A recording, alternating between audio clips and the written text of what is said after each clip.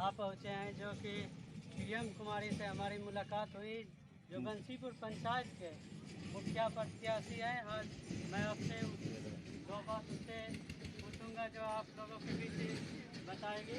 Ma'am, आपका नाम? आप कौन सा पद पे खड़े हुए हैं?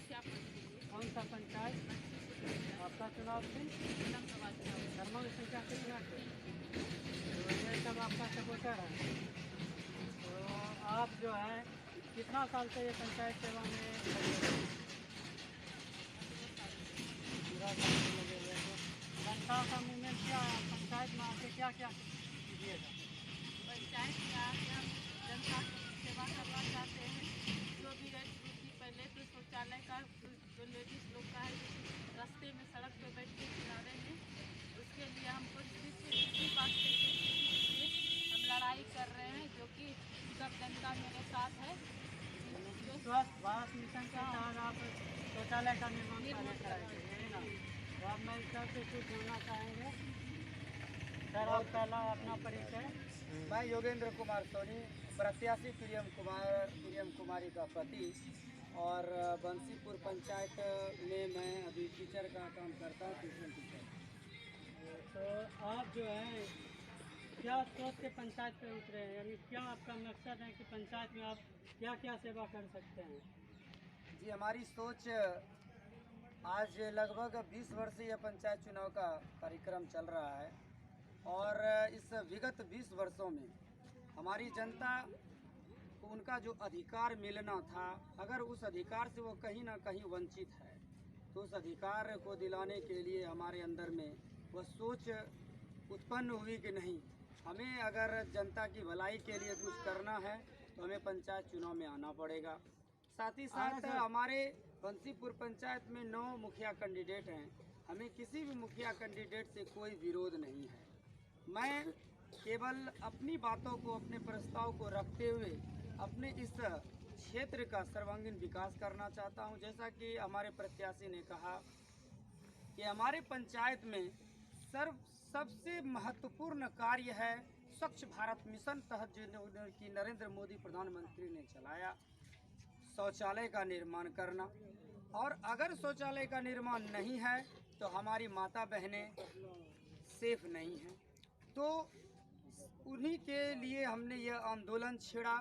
हमें अंदर से लगा कि नहीं, अगर मैं इन माताओं के लिए कुछ कर सकता हूँ, इनके अधिकार के लिए लड़ सकता हूँ, तो इसलिए मैंने इस पंचायत चुनाव में मुखिया पद के लिए मैंने दावेदारी की, और मैं नॉमिनेशन दिया, और भरपूर जनता के साथ, इनके विश्वास के साथ मैं इस चुनाव मैदान में खड़ा हूं, और इन्हीं की ताकत है।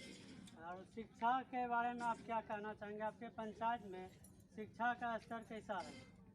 जी, मैं खुद शिक्षा से जुड़ा हुआ हूं। मैंने 2001 में मैट्रिक किया, और उसके बाद से मैं अपनी पढ़ाई के साथ साथ शिक्षा बांटने का भी काम करता रहा, और आज 21 वर्षों से लगातार मैं इस शिक्षा प्रणाली से जुड़ा हुआ हूं।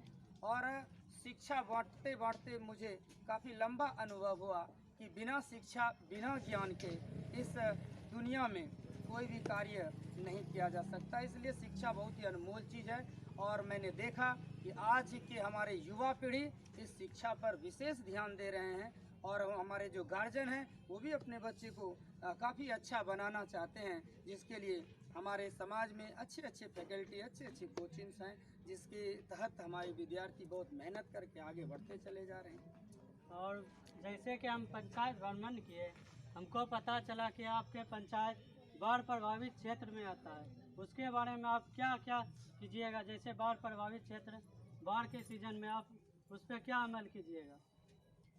इस बात से काफ़ी मुझे दुख है, और जैसे ही ये सारे मुद्दे आते हैं तो मेरे आंखों से आंसू बहने लगते हैं कि हमारे क्षेत्र में आज बाढ़ प्रभावित इलाके होने के बावजूद भी हमारी माता बहनें, हमारे समाज के नागरिक इस बात से वंचित रह जाते हैं कि उन्हें सही मुहैया नहीं होता है, उनका रुपया उन्हें नहीं मिल पाता, जो उन्हें सहयोग राशि मिलनी थी उस सहयोग राशि से वंचित रह जाते हैं। इस सहयोग राशि को दिलाने में इस बार मैंने भी अथक प्रयास किया, मेहनत की कि इन लोगों को उचित राशि मिल सके, और बाढ़ प्रभावित इलाके में जो लोग डूब जाते हैं उनके घरों को देखने तक के लिए उम्मीदवार नहीं पहुंचते हैं और चुनावी मैदान में वोट मांगने के लिए तज रहते कि हमें भी वोट दिया जाए। मैं उन उम्मीदवारों से कहना चाहूँगा कि जिस प्रकार आज हाथ जोड़कर वोट की विनती करते हैं, आप लोग उसी प्रकार जनता के बीच जाकर उनके अधिकारों से पूछें कि आपको और क्या चाहिए। आप अगर डूब रहे हैं, मेरा सहारा चाहिए, तो मैं अपना हाथ बढ़ाता हूं और वो सहारा नहीं मिल पाता। और इस बार तो ऐसा बाढ़ प्रभावित क्षेत्रों में जिनके घर में पानी घुसा, उन्हें कोई भी राहत सामग्री नहीं मिल पाई और उन्हें कोई भी राशि तक भी नहीं मिल पाई। और आपके पंचायत में शायद 7 निश्चय योजना के तहत जल नल योजना का काम हुआ है, यह कहाँ तक सक्सेसफुल हुआ है? जी, जहाँ तक रही 7 निश्चय के अंतर्गत जल नल योजना, इस जल नल योजना में कई ऐसे वार्ड इस जल नल योजना से वंचित रह गए और मैं वादा करता हूँ कि मैं अगर जनता के विश्वास के साथ मुखिया पद पर मेरी प्रत्याशी प्रियम कुमारी रहती है, तो मैं इसके साथ रहकर इस 7 निश्चय योजना जल नल में जो भी त्रुटियां रही है, मैं उसे पूर्ण करूंगा। और अब उस 7 निश्चय योजना के बावजूद अब अगला 7 निश्चय योजना आएगा, यानी हमारे घरों का जो पानी है उस पानी का निकास नदी या तालाब तक किया जाए, उसका नली का या हमारे घर का पानी, गंदा पानी सड़कों पे ना जाए, ताकि उस गंदे पानी से होते हुए किसी को मंदिर या घर जाने में असुविधा ना हो। इसके लिए हम जितना भी प्रयास करेंगे वो पूर्ण करेंगे। प्रयास करने में हम पूरी तरह मेहनत लगा देंगे और हम अपनी जनता का विश्वास नहीं टूटने देंगे। मैं चाहूँगा मीडिया के माध्यम से कि हर वो जनता, हर माता बहन इस बात को समझें कि सही उम्मीदवार का चयन करें, क्योंकि सही उम्मीदवार का अगर चयन नहीं होता है तो सही उम्मीदवार एक दिन ही हारता है, जिस दिन गिनती होती है, लेकिन 5 साल के लिए हमारी जनता हार जाती है। मैं नहीं चाहूँगा हमारी जनता हारे और फिर पुनः 5 साल के लिए पछताए। और कुछ मतदाता लोग हैं, मैं उनसे आपको रूबरू करवाता हूँ।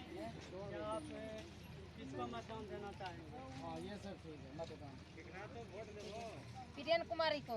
क्या उसका चुनाव चिन्ह मालूम है, क्या चीज़ है? कलम दवार क्या नंबर पे है? 3 नंबर पे।